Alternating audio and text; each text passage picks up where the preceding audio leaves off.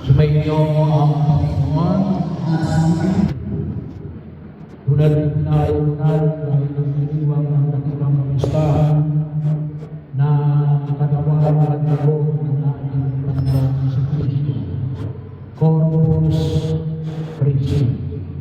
Pagkatapos ilang linggo na dakilang pamistahan, tapos namin unang pagkabuhay, yung ika-apat na linggo ng uling pagkabuhay, yung pagkakiyat na sa langit, ang ikalimang araw ng uling pagkabuhay, ang Pentecostes, ay nakaraang linggo ay banal na sa tatlo ang isang person. Ngayon naman ay katawan at dugo ng ating Panginoon sa Kristo. So kagabi, para po sa inyong kaalaman, ay tayo ay nagtanong mula ng 7 ng gabi hanggang kaninang madaling araw, hanggang alas 6. Tapos nag-prosesyon tayo mula sa Suligid patungo dito. Tayo po ay pumupunta sa iba't ibang kapilya na medyo malalaki na nasasakot ng parokya. At doon tayo nagbibihilya. Kung doon sila 3 beses na naman tayo magprosesyon sa karangalan ng katawan ng dugo ng ating Panginoon sa Kristo. Nakaramang Huwebes Santo, yun naman sa loob ng simbahan. And then, nung nakalipas na November, dahil kapistahan ng Kristong Hari, yung linggo bago Advento. At ngayon, ang linggo pagkatapos ng pagdiriwang ng isang Diyos na may tatlong persona. Ang tawag na rin namin pakinagbaman ang kahalagahan ng dakilang kalusahan na ito. Dalawang apostol sa mga nais natin pagdiriwang para po sa araw ito. Una, narinig natin sa mga pangmasa na sa unang pagpasa ng ating Panginoon Jesus sa kanyang sulat sa mga Korinto. Gawin niyo ito sa pag-alaala sa akin. Well, kahit sinasabi natin at alaala ko ng sa Jesus. Dahil sinasabi ko, pero sabi na natin, ginagawa pa natin yung kanyang panyaya, yung kanyang panyaya na yung kanyang gagawin, yung ginagawa natin sa Santos Kristi. Ito ang gagawa na inyong kanin at ito ang aking dugo na inyong inumin. Ito bahagi ibig sabihin, kapag tayo ng ipag-iwag ng banal ng misa, maliwanag na inaalala natin si Jesus. At panahon sa atin, kung tutuusin, hindi lang ko basta inaalala. Yung bahagi ng pagkakunawa natin bilang mga mananampalatayang Kristiyanong Katoliko ay ano? May impression. Isinasangay. Hindi lang bahagi ng memoria. Hindi lamang alaala. Ngunit na rin yung pagsasangay. Kung ano yung nangyari sa mundo ng Kalbaryo, nangyayari dito sa banal ng Kristo. Kaya bahagi ko, dalang natin, tayo, sabi na namin, kung sinabi natin, sa picture ng tao, maalala. To be remembered. Kaya minsan gumagawa na yung legacy para maalala ka ng iyong mga anak, maalala ka ng iyong mga apo. Bahagi yun. Ayaw natin na tayo kinakalimutan. Nakaranas pa kayo na kayo kinalimutan. Diba? Masakit natin kapag kayo ay hindi inaalala. Kapag birthday nyo, hindi kayo mabati ng asawa ninyo, nakalimutan kayo. Masakit yun. Bakit? Iniwanan kayo. Sa istorya na natin pananampalataya, bahagi nyo na hindi lamang para maalala natin ng Diyos. Ngunit din sila natin natin maalala natin ng Diyos. Kasi ang Diyos na nag-aalala sa atin. Bahagi ko yun. Kaya nga, bakit hindi naman siya ni Yahweh ang mga Israelita lang sa Egypto? Para sila makasamba. Hindi mo sila makasamba. Malayang makasamba. Kaya yung pagsamba nila kay Yahweh ay isang pagsamba na hindi nilang pakinagalan niya maging malaya. Maging malaya sa pagsamba. Malaya sa pagkakilala. Hindi bilang isang alipin.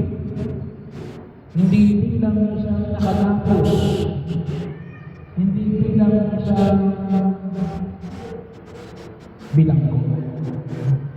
Bahagi mula ako sa luwang diwan, sa paglabas ng Israelita, sa Egypt, sa apat na araw nilang pagtigil sa disyerto, sa kanilang pagkamit ng lupang panganaw ng Israel na kanilang binanggaw yung patuloy ng pangangalaga ng Diyos sa kanila at pagpapaalala sa kanila na huwag nilang makalimutan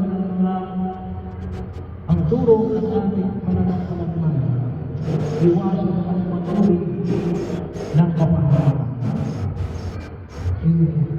Huwag natin kalimutan na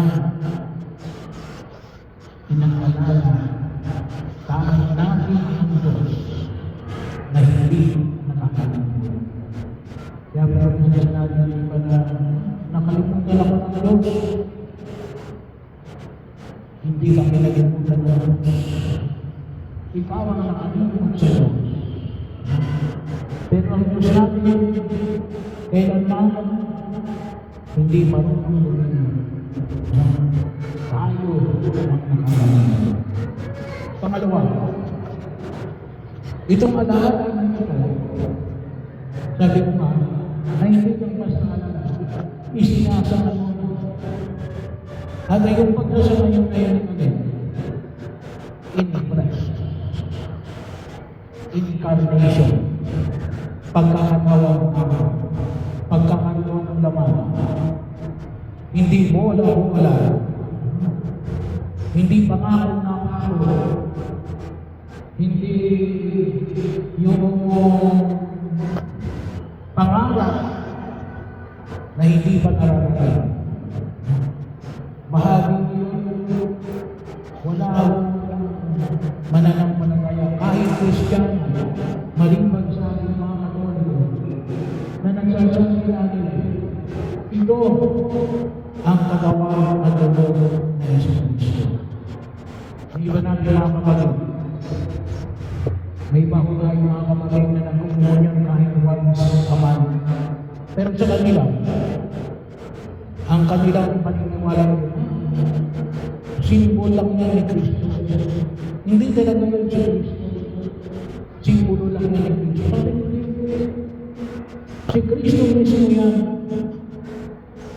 Kaya nga kapag sinabi mo pag hinanggang na pa sa Isus ng Panginoon na pagligtas, tinanggap ko at patuloy kong ginagawa. Kasi hindi natin mensahe, tinatanggap ko yan kapag ako nagpupunyon. Hindi lamang sa isip, hindi lamang sa puso, pati sa diyan.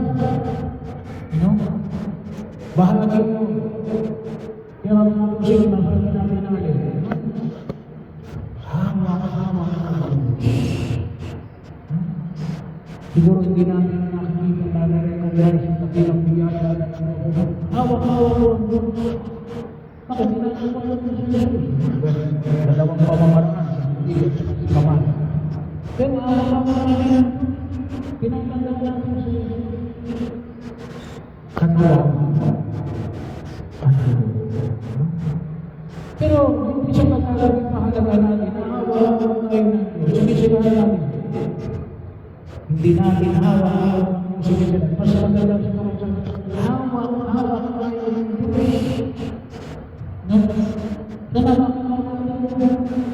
Hindi lang tayo nakahawak ng Diyos. Hinahawakan tayo ng Diyos.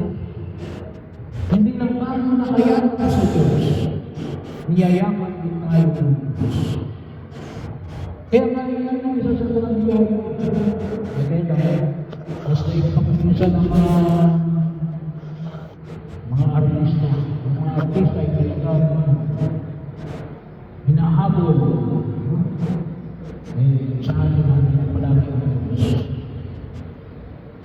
Hindi namin tuwing tayo ay nag-iwag ng isa. Kaya hindi namin pinapakinawa. Kaya po yung panahon na ito, maraming tao ang nagbabalak. Maraming tao ang nai-stress. Maraming tao ang